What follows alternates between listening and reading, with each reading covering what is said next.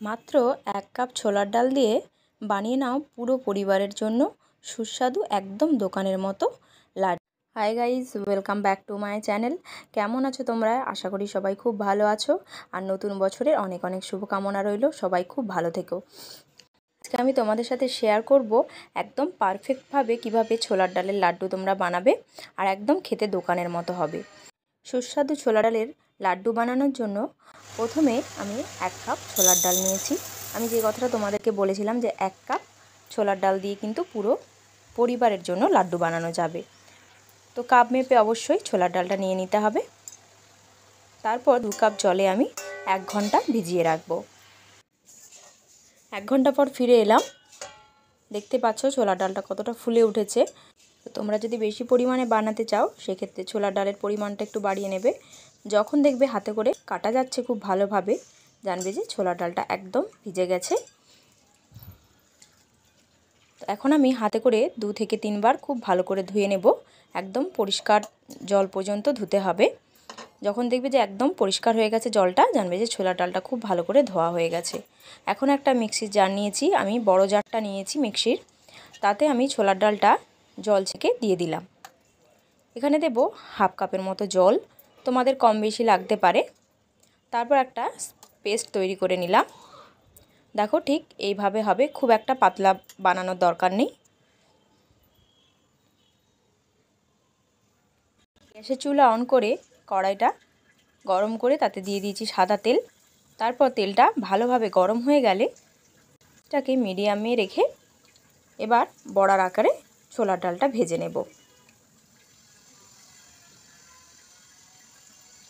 এখানে শেপের কোনো ব্যাপার নেই, তোমরা তোমাদের পছন্দ মতো অবশ্যই দিয়ে দিতে পারো বড়াগুলো। তো খেয়াল রাখতে হবে যাতে ভেতরটা কাঁচা না থেকে যায়, সেভাবে কিন্তু ডালের বড়াগুলো দিতে হবে। এক পিঠ ভালো করে ভাজা হয়ে গেলে অপর পিঠ উল্টে দেব। এটা কিন্তু খুব একটা লাল লাল করে ভাজা হবে না। যখন দেখবে এক পিঠ খুব ভালোভাবে শক্ত হয়ে গেছে, অপর পিঠ উল্টে ওই দিকটাও ভালো করে ভেজে নেব। এরপর একটা মুচমুচে ভাব এসে গেলেই ছান্তার সাহায্যে আমি অন্য পাত্রে তুলে রেখে দেব। বাকি বড়াগুলো কিন্তু আমি ওই একইভাবে ভেজে নেব। সমস্ত বড়া ভাজা হয়ে গেলে একটু ঠান্ডা হওয়ার জন্য রেখে দেব।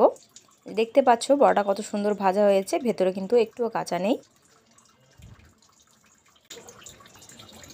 বড়াগুলো একটু হালকা ঠান্ডা হয়ে গেলে মিক্সির জারে অর্ধেকটা বড়া আমি নিয়ে নেব। তারপর একটু গুঁড়ো করে নেব ঠিক দানাদারের মতো।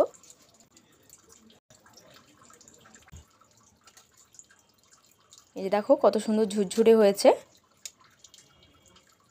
একটা পাত্রে আমি ঢেলে নিলাম। 2 থেকে 3 সেকেন্ড কিন্তু ঘুরিয়ে নিলেই হবে।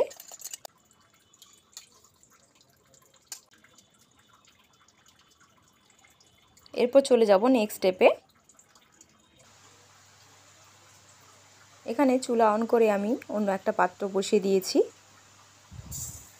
এখানে যে কাপ মেপে আমি ছোলার ডালটা নিয়েছিলাম সেই কাপ মেপে দিয়ে দেবো চিনি। 1.5 কাপ মতো চিনি আমি এখানে দিলাম। তোমাদের ছোলার ডালের পরিমাণ অনুযায়ী কিন্তু চিনিটা কম বেশি লাগতে পারে। 1/2 কাপ দিয়ে দেবো জল।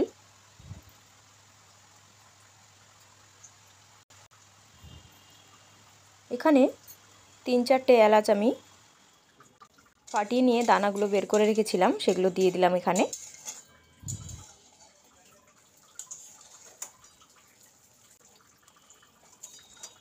খুব একটা পাতলা কিন্তু হবে না, একটু মোটা করে চিনির রসটা বানিয়ে নিতে হবে। রসটা প্রায় হয়ে এসেছে। এখন আমি ফুড কালার ইউজ করছি।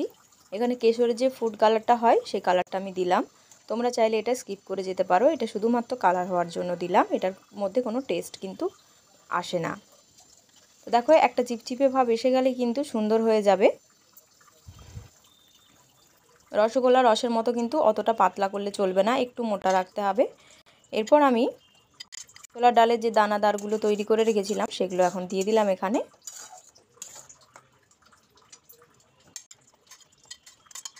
প্রথমে অল্প একটু দিয়ে খুন্তির সাহায্যে একটু নেড়ে চেড়ে নিলাম, তারপর বাদ বাকিটা দিয়ে দিলাম।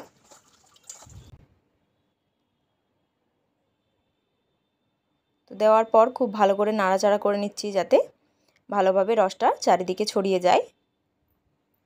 আর দেখো গরম গরম থাকতে কিন্তু এটা একটু চিপচিপে ভাব থাকবে, তারপর যত ঠান্ডা হবে এটা একদম ঝুরঝুরে হয়ে যাবে। 5 থেকে 6টা আমি কাজু ছোট ছোট করে কুচি করে রেখেছিলাম দিয়ে দিলাম। আর দিলাম এলাচের গুঁড়ো 1/2 চামচের মতো। আর দিয়ে দেব 2 চামচের মতো ঘি।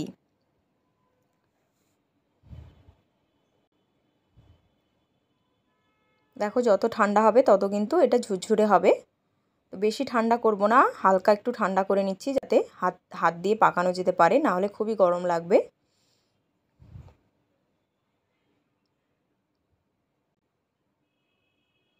এরপর অন্য একটা পাত্রে আমি ঢেলে নিলাম।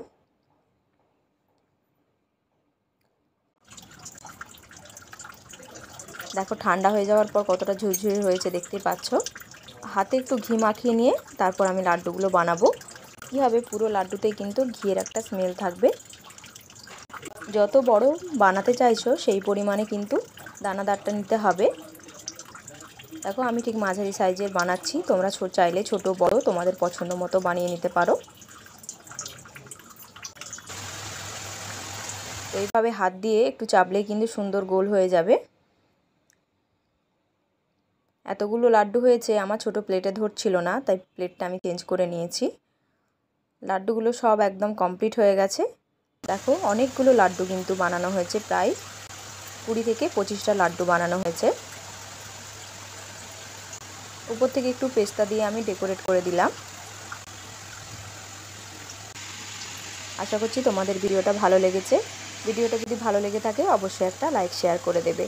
আর চ্যানেলে নতুন বন্ধু হয়ে থাকলে চ্যানেলটিকে সাবস্ক্রাইব করে আমার পাশে থাকবে। দেখো কতটা দানাদার হয়েছে দেখতেই পাচ্ছ, আমি একটা ভেঙে দেখালাম।